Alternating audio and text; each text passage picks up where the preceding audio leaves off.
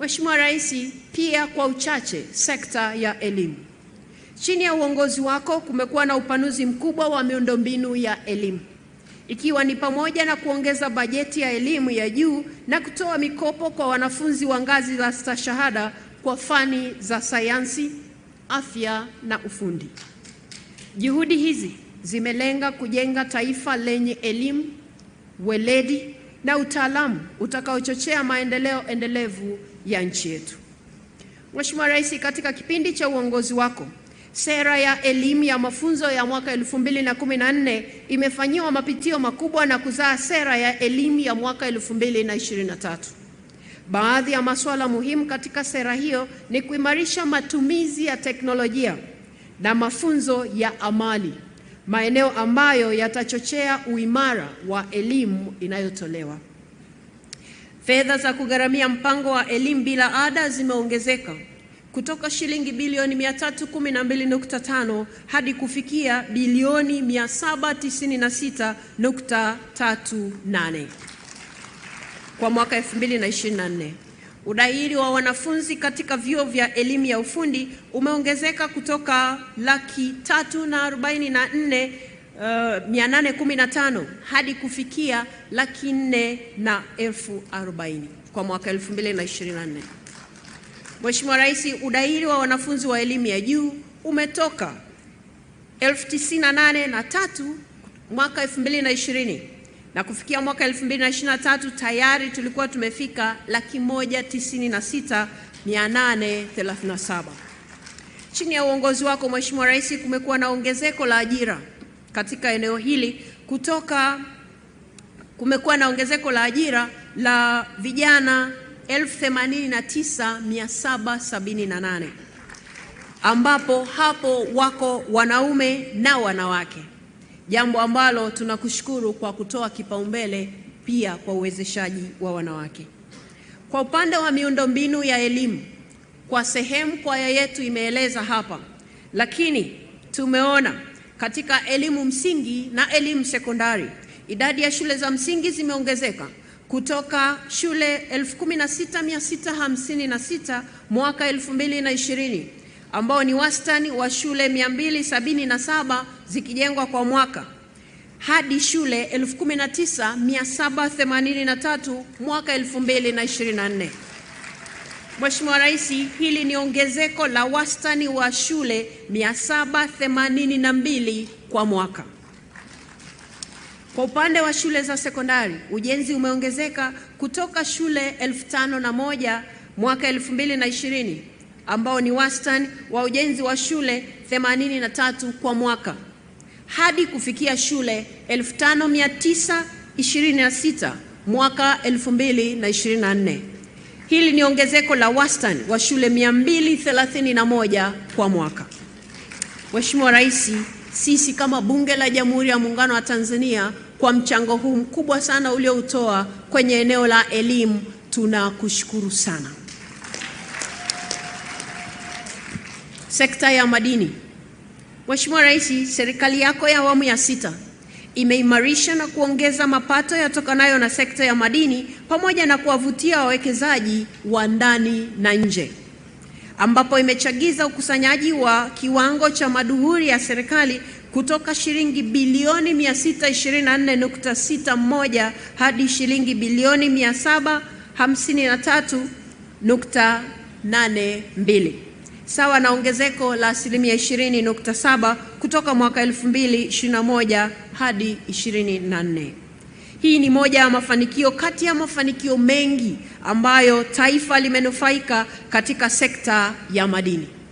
Machache kati ya hayo ni kuwainua na kuwawezesha wachimbaji wadogo kwa kununua mitambo 5 ya uchorongaji wa madini.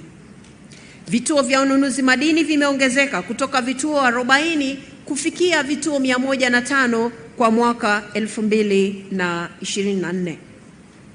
Mitambo 4 yenye uwezo wa kuzalisha tani 20 za mkaa mbadala kwa kupikia imenunuliwa kwa gharama ya shilingi bilioni 12.86.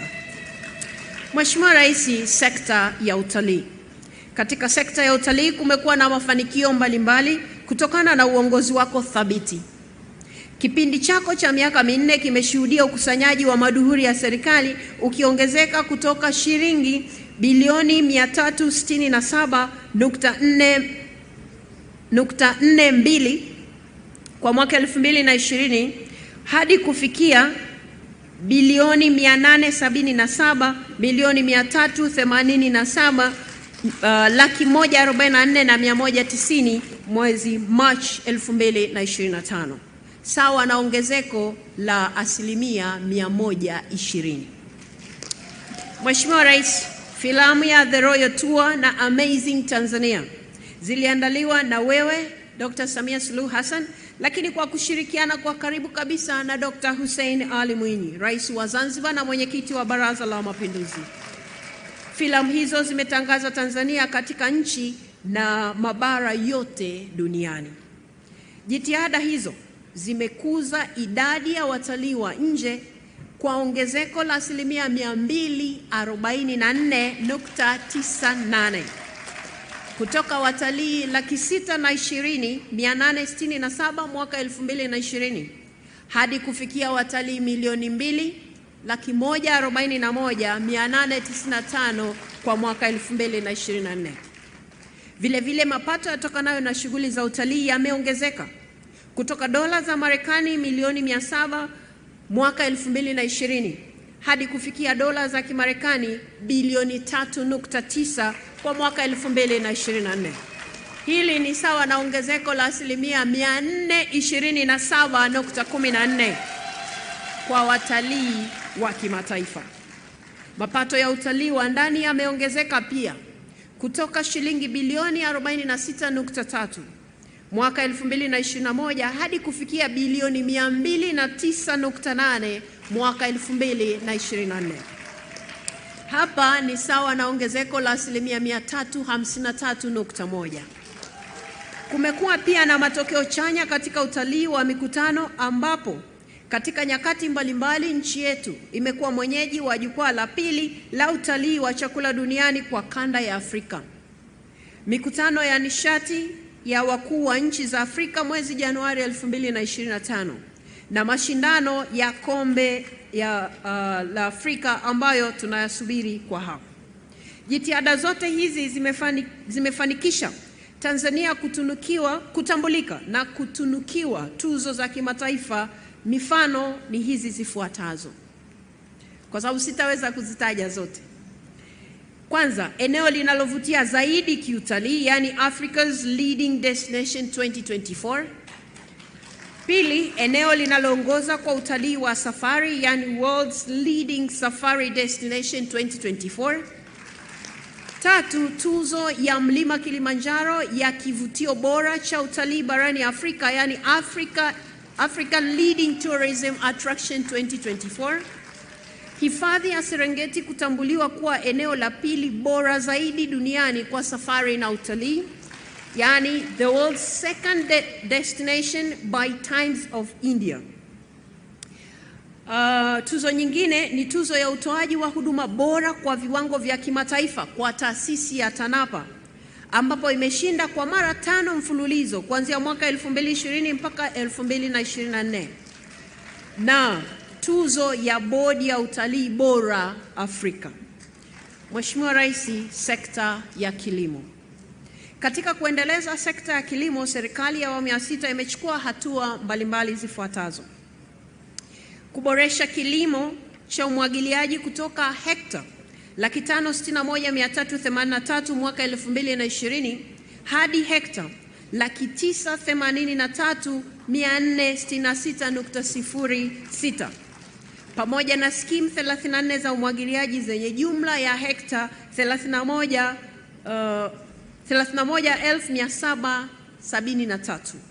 Skimu ndogo ni hekta 218, skimu za kati 16 ni hekta 13,520 na skimu kubwa 7 zenye hekta 15,772. Katika eneo hili la kilimo pia umeimarisha ujenzi wa mabwawa 19 ya uvunaji wa maji ya mvua yenye jumla ya lita za ujazo milioni 280,446,100 katika mikoa ya Dodoma, Tabora, Simiyu, Mwanza, Shinyanga, Manyara, Singida, Geita, Kigoma kukamua mafuta ya mbegu na kiwanda cha kubangua korosho. Kumekuwa na ongezeko la idadi ya vyama vya ushirika nchini vinavyotumia mfumo wa stakabadhi za ghala kutoka vyama 2150 kwa mwaka 2020 hadi kufikia vyama 4060 mwaka 2024. Katika mikoa ya Tabora, Tanga, Shinyanga, Simiyu, Mwanza, Katavi, Manyara, Songwe, Rukwa, Mbeya, Singida, Dodoma, Geita, Morogoro, Kilimanjaro na Iringa.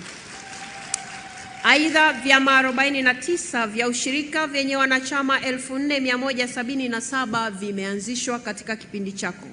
Vyama hivi vina wanachama kutoka makundi ya wanawake, vijana na watu wenye ulemavu. Sekta ya afya kwa ufupi, Mheshimiwa Rais. Sekta hii imeshuhudia uimarishaji wa miundombinu ya afya ikiwemo upatikanaji wa dawa na vifaa tiba. Kwa upande wa afya ya mama na mtoto, Tanzania imeshuhudia takwimu za kupungua kwa vifo vya mama na mtoto kutoka vifo 556 kwa mwaka 2016 hadi kufikia vifo 104 kwa kila vizazi hai 100,000 kwa mwaka huu. Aidha, ujenzi wa miundombinu ya afya umeimarika kama ifuatavyo: ujenzi wa hospitali za kanda zipatazo 6, ujenzi wa hospitali za rufaa za mikoa zipatazo 28, ujenzi wa hospitali za wilaya 129, ujenzi wa vituo vya afya 345 na ujenzi wa zahanati 1158. Kutokana na takwimu hizi za uboreshaji wa sekta ya afya, Mheshimiwa Rais ulitunukiwa tuzo maalum ya kimataifa ya The Global Goalkeepers Award na taasisi ya Gates Foundation kutokana na mageuzi makubwa ulioyasimamia na kutekeleza katika kuboresha huduma ya afya kwa uzazi kwa mama na mtoto tarehe 4 Februari 2025. Mheshimiwa Rais, sekta ya maji. Chini ya kauli mbiu yako ya kumtua mama ndoo kichwani, imekuwa chachu ya upatikanaji wa maji hususan katika vijiji na vitongoji katika nchi yetu. Utekelezaji wa kauli mbiu hii umeleta nafuu kubwa kwa wanawake katika kuwaletea huduma ya upatikanaji wa maji. Mheshimiwa Rais, kutokana na jitihada za serikali unayoiongoza na mchango wako wa kipekee katika kuimarisha sekta ya maji, umetambuliwa na kupewa tuzo ya kuwa kinara wa uongozi katika masuala ya maji Afrika, yani the Pan African Water Sanitation and Hygiene Champion na taasisi ya WaterAid UK ya nchini Uingereza. Pili, ujenzi umeanza wa gridi ya maji ya taifa, yani National Water Grid, kwa kutumia vyanzo vya maji vya uhakika. Serikali yako imekuwa ya kwanza katika kuanzisha hati fungani ya kijani kwenye maji katika ukanda wa Mashariki na Kusini mwa Afrika. Kwa miaka miwili mfululizo, Jamhuri ya Muungano wa Tanzania imeongoza katika utekelezaji wa programu ya malipo kwa matokeo duniani na hivyo kuongeza bajeti ya programu kutoka dola za Marekani milioni 300 hadi kufika dola za Marekani milioni 650. Mheshimiwa Rais, umeongoza mabadiliko ambayo yamechochea kasi ya utekelezaji wa miradi mikubwa iliyokuwa kwenye mipango kwa muda mrefu, kama vile ujenzi wa mradi wa bwawa la Kidunda wa bilioni 329.5 ambapo kwa sasa kazi imefikia 30% ya utekelezaji wake, na pia ujenzi wa mradi mkubwa wa bwawa la Farkwa unaogharimu bilioni 312. Mheshimiwa Rais, jambo lingine kwenye eneo la maji ni vifaa vya utafiti wa maji chini ya ardhi vimenunuliwa, ambapo vimepatikana seti 25 za mitambo ya kuchimba visima na seti 5 ya mitambo ya kuchimba mabwawa. Vijiji zaidi ya 10,000 vimepata maji na idadi iliyobaki ni ndogo kama vijiji 2,000 hivi. Programu ya uchimbaji wa visima 900 imetekelezwa ambapo kila jimbo linapata visima 5 vya maji. Miradi mikubwa ya kimkakati ya maji iliyokaa muda mrefu bila utatuzi sasa imekamilika, ikiwemo mradi wa maji wa Same Mwanga Korogwe. Mheshimiwa Rais, sekta ya ujenzi.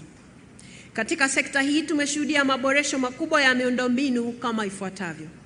Kumekuwa na ujenzi wa barabara za lami katika barabara kuu za mikoa na wilaya zenye urefu wa kilomita 2131 na kuongezeka kwa mtandao wa barabara za lami kutoka kilomita 13,235.1 kwa mwaka 2020 hadi kufikia kilomita 15,336.36 kwa mwaka 2024.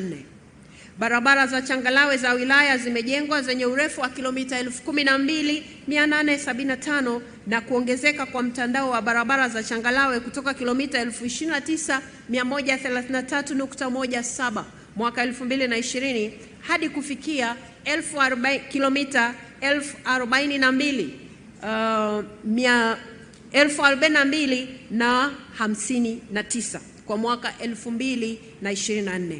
Kwa upande wa viwanja vya ndege, ukarabati wa barabara za kuruka na kutua ndege kwa kiwango cha lami umekamilika katika viwanja vya ndege vya Arusha, Songwe, Songea, Mtwara, Dodoma, Iringa, Musoma, Shinyanga, Sumbawanga, Kahama na Mpanda.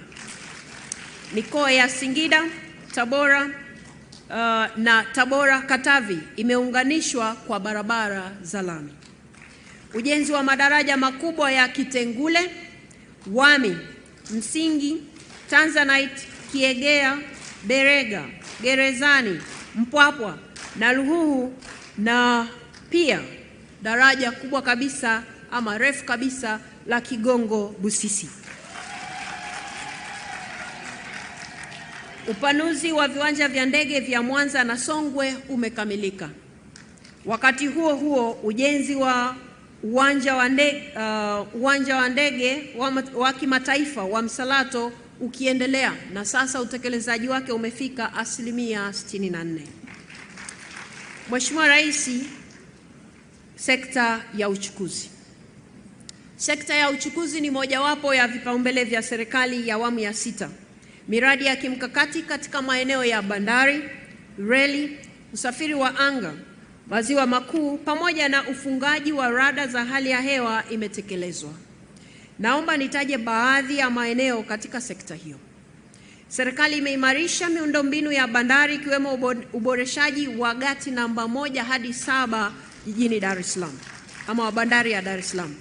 Lakini pia imefanya kazi ya kuchimba kina cha maji kutoka mita 11 hadi kufikia mita 14.5.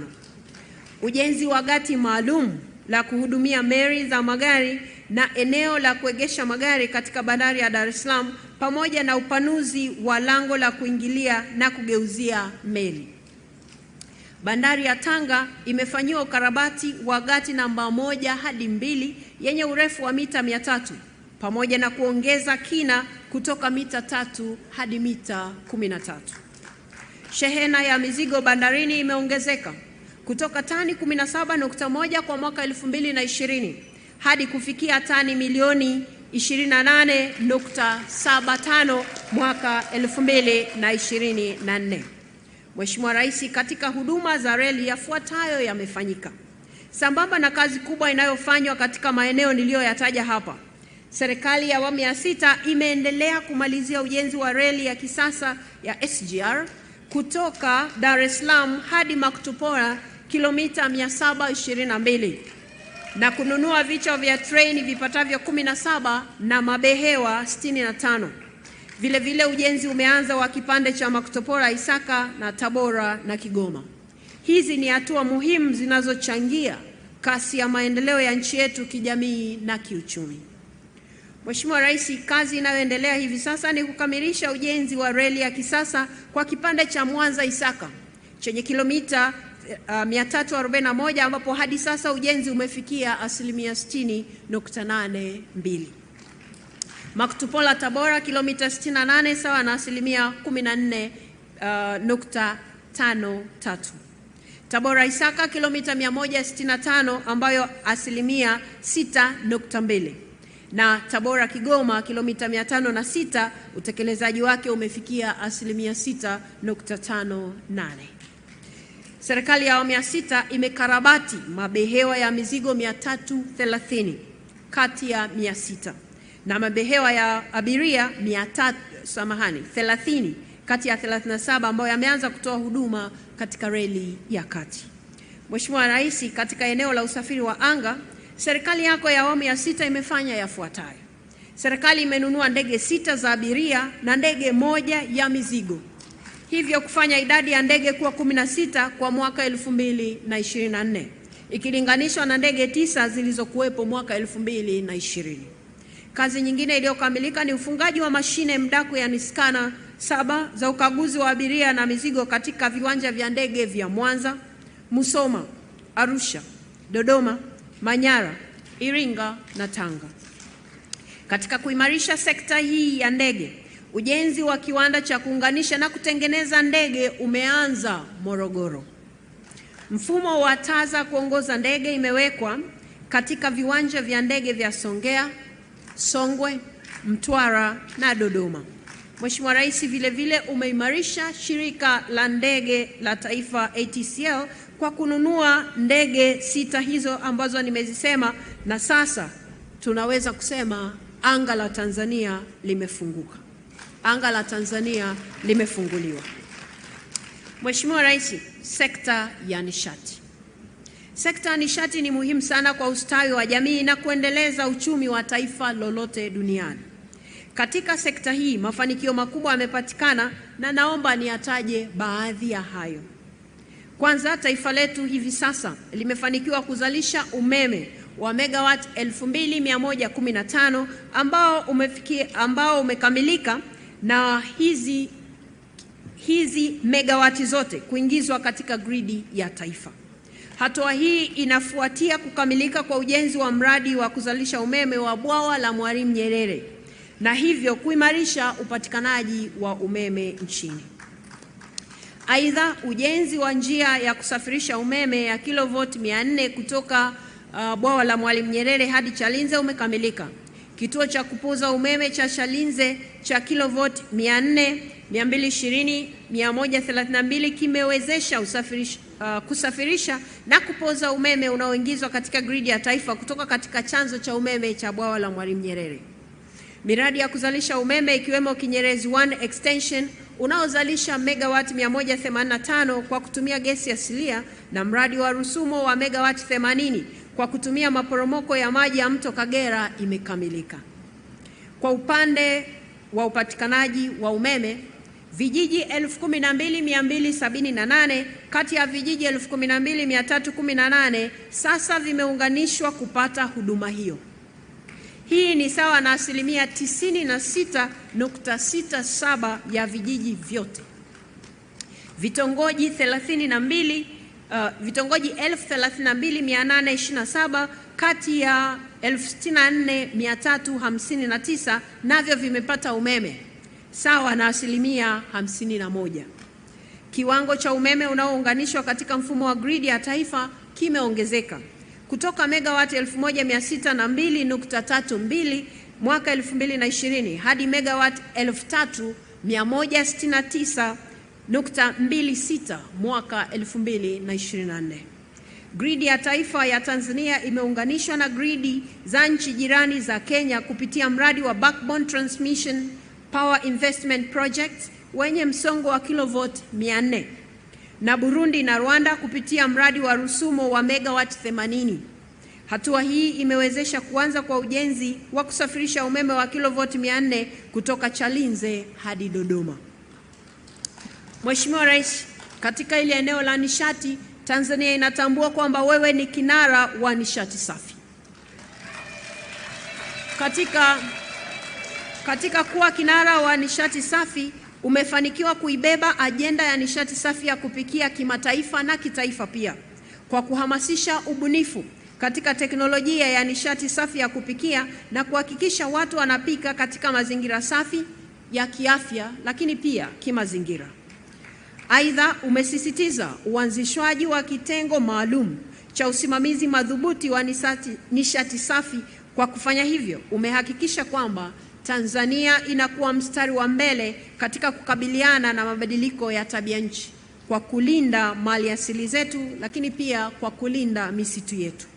Mheshimiwa Rais, Bunge la Jamhuri ya Muungano wa Tanzania, kwa kutambua mchango huo mkubwa katika hili eneo la nishati, leo tunakupa tuzo maalum.